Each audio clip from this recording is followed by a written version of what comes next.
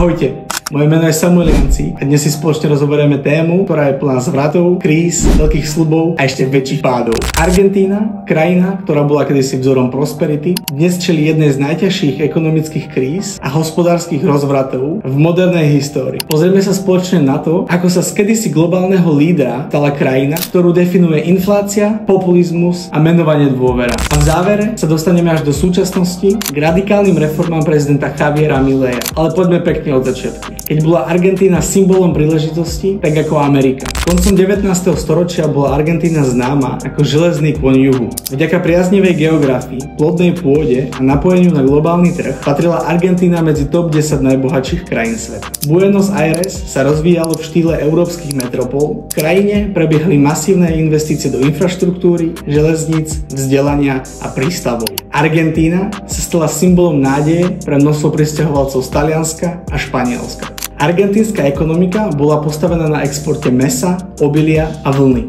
A na základe tohto sa krajina mohla stať kľúčovým hráčom na trhu s potravinami. Zlatým obdobím bola aj tzv. Generácia 1880, keď štát fungoval pod liberálnymi princípmi a do Argentíny prichádzalo množstvo zahraničných investícií. Ale práve silná závislosť na exporte a zahraničných trhoch priniesla to, že veľká hospodárska kríza v 30 rokoch spôsobila prvý veľký otras. Po druhej svetovej vojne prichádza zásadný obrat. Do čela krajiny sa dostáva Juan Domingo Perón, ktorý formuje tzv. Peronizmus. Ideológiu, ktorá mieša autoritárstvo, nacionalizmus, protekcionizmus a silný štát. Perón znárodňuje množstvo podnikateľských subjektov, ako napríklad banky, železnice alebo viaceré ropné spoločnosti a zavádza masívne sociálne programy, ktoré boli síce populárne, ale fiškálne neudržateľné. Platy rastú, no produktivita nie. Takisto rastie počet zamestnancov vo verejnom sektore a štátny deficit sa začína extrémne prehlbovať. Štát sa stáva hlavným zamestnávateľom a tlač peňazí sa začína používať ako hlavný nástroj na financovanie všetkých výdavkov. Perón síce zvyšuje životnú úroveň nižších tried, ale dlhodobo podkopáva všetky základné ekonomické princípy. A bohužiaľ, inflácia sa stáva v Argentíne chronickou. Perón bol nakoniec zosadený, ale jeho odkaz, spomínaný peronizmus, pretrváva v argentínskej politike prakticky dodnes. Následujúce dekády sú poznamenané striedaním vojenských a civilných režimov. V 70. rokoch ničí ekonomiku svetový ropný šok, rast cien a nekontrolovateľné verejné výdavky. V 80. rokoch sa Argentína dostáva do hlbokej dlhovej pasce. Zahraničný dlh exploduje a krajina stráca dôveru zahraničných veriteľov. No a v roku 1982 Argentína prehrala vojnu o Falklandy, čo ešte viac narušilo domácu ekonomiku. V 1989 krajinu zachvátila taká silná inflácia, že v niektorých mesiacoch dosahovala výšku až 200%. Obyvatelia Argentíny si bežne menili peniaze hneď po výplate za rôzne tovary, aby ich ochránili pred znehodnotením. V roku 1991 prezident Carlos Menem zavádza konvertibilitu. To znamená, že vznikol fixný kurz 1:1 medzi dolárom a pesom. Tento systém dočasne stabilizuje infláciu a vracia dôveru investorov. Argentína privatizuje štátne podniky, otvára sa svetu a znižuje colné bariéry. Ale zároveň tento novovznikajúci systém vedie k deindustrializácii a narastaniu obchodného deficitu. Ekonomika je kvôli tomu nadhodnotená, dovoz rastie a domáca výroba klesá. No a štát si začal opäť požičiavať vo veľkom, aby udržal ilúziu stability. Rok 2001 znamená pre Argentínu kolaps celého systému.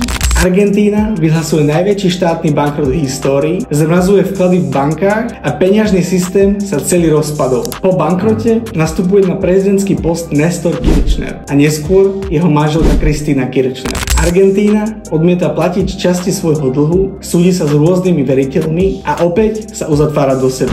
Ekonomika síce rastie vďaka vysokým cenám soje a exportom do Číny, no opäť sú to len krátkodobé stimuly. Štát silne, regulácie rastú, ceny sa umelo udržujú a centrálna banka opäť tlačí nadmerné množstvo peňazí. Inflácia sa stále udržuje v dvojciferných číslach a dôvera obyvateľov v štát je na bode mrazu. Systém opäť funguje len dočasne a na dlh. Keď ceny komodít na svetových trhoch klesnú, prichádza ďalší prepad. V roku 2015 vyhral prezidentské voľby Mauricio Macri, kandidát stredovej pravice, ktorý sľuboval rôzne reformy, zníženie štátnych výdavkov a zlepšenie podnikateľského prostredia. Získal si dôveru v rôznych medzinárodných inštitúciách a Medzinárodný menový fond vďaka nemu poskytol Argentíne najväčší úver v histórii, až vo výške 57 miliard dolárov. Jeho reformy však narážajú na rôzny odpor v parlamente aj v spoločnosti. Jeho vláda ustupuje a Argentína pokračuje vo výdavkoch, ktoré si jednoducho nemôže dovoliť. V roku 2018 prichádza ďalšia kríza dôvery, peso sa prepadáva a Macri prehral prezidentské voľby s Albertom Fernándezom. Po skončení Fernándezovej administratívy prichádza na rad už dnešný argentínsky prezident Javier Milei, excentrický ekonóm a samozvaný anarchokapitalista, ktorý vyhral voľby v roku 2023. Sľubuje zrušenie centrálnej banky, legalizáciu dolára ako bežnej meny, masívne škrty vo verejných výdavkoch a ukončenie štátneho intervencionizmu. Jeho heslo La casta tiene miedo, čo v preklade znamená kasta sa bojí, alebo vo voľnejšom kontexte elity sa boja, rezonuje hlavne medzi mladými ľuďmi a podnikateľmi. Milei čelí obrovskému odporu odborov, verejného sektora a aj časti médií, no má podporu vo veľkej časti populácie, ktorá už stratila nádej na bežné riešenie. Jeho plán Chainsaw spočíva v radikálnych úsporách, znižovaní daní a otvorení trhu. Vysoká inflácia zatiaľ pretrváva, ale fiškálny deficit sa podarilo znížiť, čo je prvý krok k budovaní dôvery. Argentína je príkladom krajiny, kde populizmus, menová nestabilita a slabé inštitúcie podkopali potenciál, ktorý by inak mohol patriť medzi svetové elity. Ale zároveň je to aj príbeh nádeje. Príbeh, v ktorom má každý ďalší líder možnosť ukončiť cyklus kríz a položiť základy trvalej obnove. Ďakujem, že ste si toto video pozreli až sem. Ak vás podobné témy zaujímajú, nezabudnite mi dať subscribe a kliknúť dole na zvonček, aby vám podobné analýzy už nikdy neunikli. Teším sa opäť na vás a vidíme sa na budúce.